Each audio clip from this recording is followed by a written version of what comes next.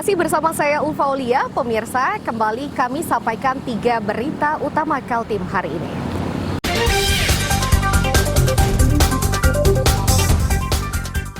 Tabung gas di sebuah rumah di Talangsari, Samarinda meledak menyebabkan ibu dan anak terluka.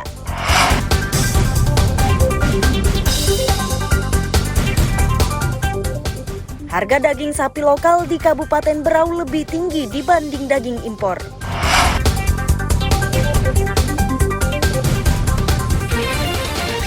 Plasma sawit di Kutai Barat dikeluhkan warga.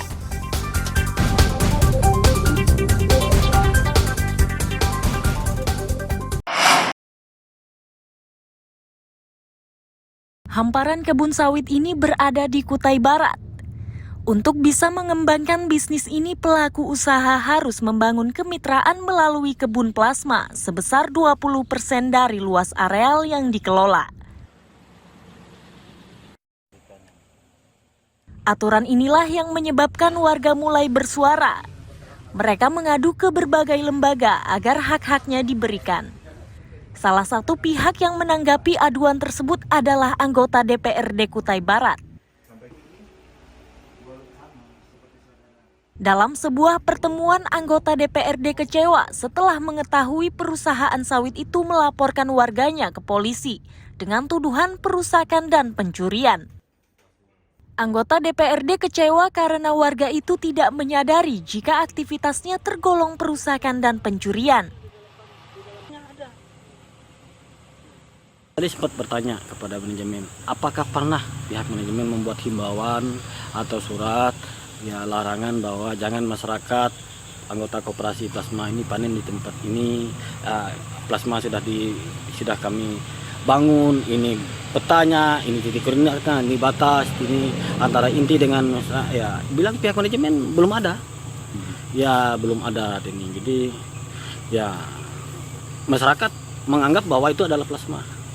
Ternyata perusahaan mengatakan itu adalah inti.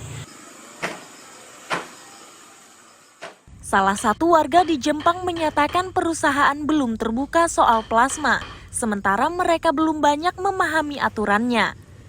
Mereka meminta perusahaan lebih terbuka agar hak-hak warga bisa didapatkan sesuai aturan. Dituduh mencuri di kebun inti, padahal itu bukan kebun inti, tapi kebun inti cuma ada surat keterangan-keterangan mendasar, sehingga mereka berani melakukan hal itu di lahan inti.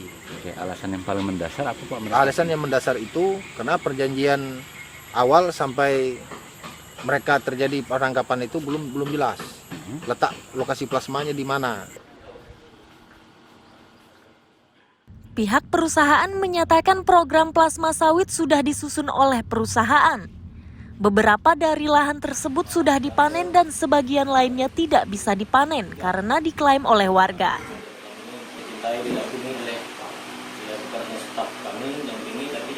Dari itu udah panen yang 66 hektar, cuma tidak bisa dipanen semua karena ada juga yang diklaim sama masyarakat di situ, Pak. Ada yang diklaim masyarakat juga di areal plasma itu.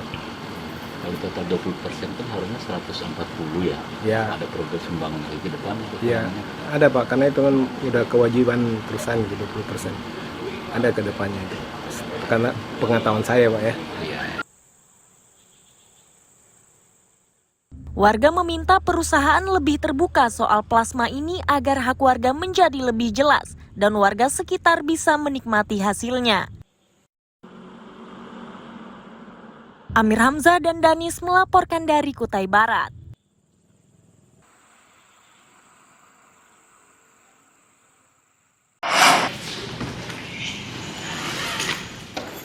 Kesiapan keberangkatan calon jemaah haji Kabupaten Kutai Timur terus dilakukan petugas. Total jemaah yang akan diberangkatkan sebanyak 172 orang. Para jemaah ini akan diterbangkan ke Tanah Suci Mekah melalui Bandara Samsepinggan Balikpapan pada 2 Juni 2023.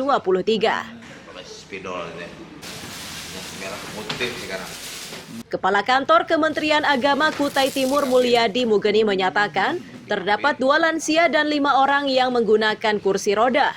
Mereka memastikan akan memberikan perhatian khusus kepada lansia sepanjang pelaksanaan ibadah haji.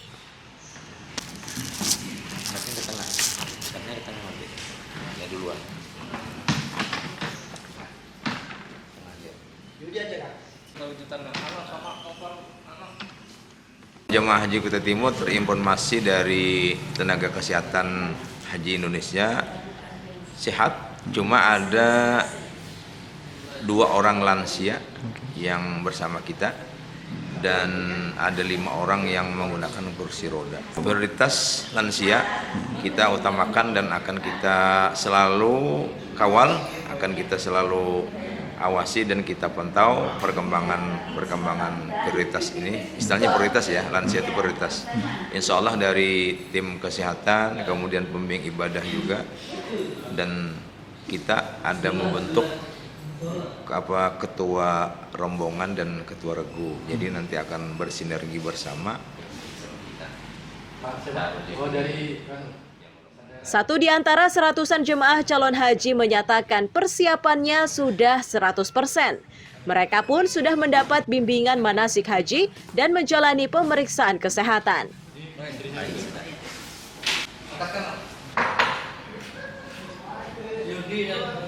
Persiapannya insya Allah sudah 100% lah. Sudah latihan fisik, sudah ikut manasik haji, sudah mendapat bimbingan dan sudah tinggal berangkat aja lagi. Insya Allah mudah-mudahan mohon doa dan mohon doa restu dan harap dari Bapak Ibu dan masyarakat Kutai Timur agar jamaah haji Kutai Timur ini dapat melaksanakan ibadah hajinya dengan lancar, aman, tertib dan kembali ke tanah air dengan lengkap utuh selama itu semuanya.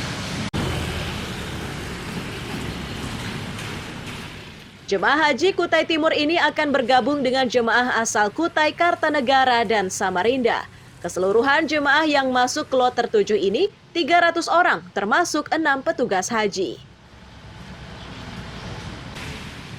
Amir Hamzah dan tim liputan melaporkan dari Kutai Timur.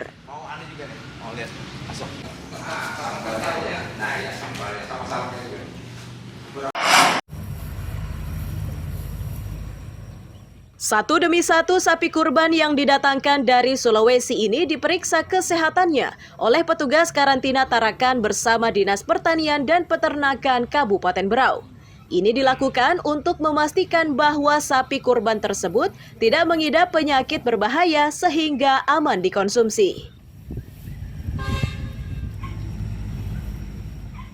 Kepala Dinas Pertanian dan Peternakan Kabupaten Berau Junaidi menyebut, pemeriksaan kesehatan sapi kurban ini pertama dilakukan oleh petugas.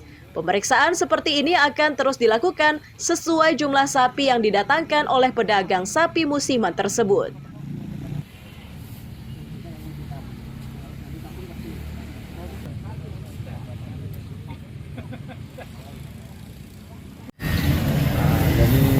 Kami hari ini melakukan monitoring kedatangan sapi karena kemarin kami sudah memberikan rekomendasi ke beberapa pengusaha sapi untuk mendatangkan dari daerah Sulawesi ini kembali. Kita monitoring sekalian mengalihkan sampel untuk pengujian lagi yang sebuah laboratorium sampel darah. Pak Iwan sudah ke Para pedagang senang karena akan menambah rasa percaya diri saat memasarkan hewan kurbannya. Ya, saya alhamdulillah merasa puas. Kami merasa bahwa diperhatikan. Ya. Nah, sebelumnya apakah sapi-sapi Bapak pernah divaksin juga, Pak? Pernah, karena saya juga bukan hanya menyiapkan untuk kurban, untuk petani saya juga siapkan, untuk potong saya siapkan. Oke.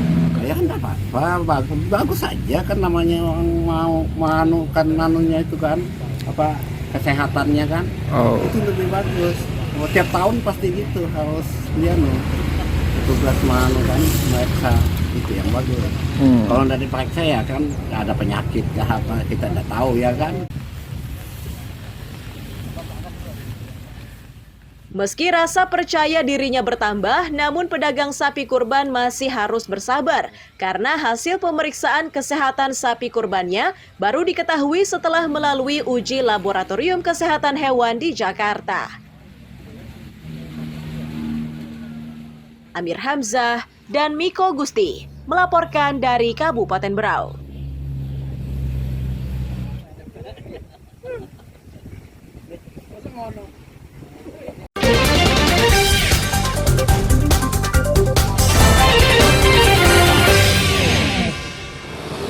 Pemirsa, berita tadi sekaligus menutup perjumpaan kita kali ini. Akhirnya saya Eupholia beserta tim redaksi yang bertugas mengucapkan selamat pagi, selamat beraktivitas. Sampai jumpa.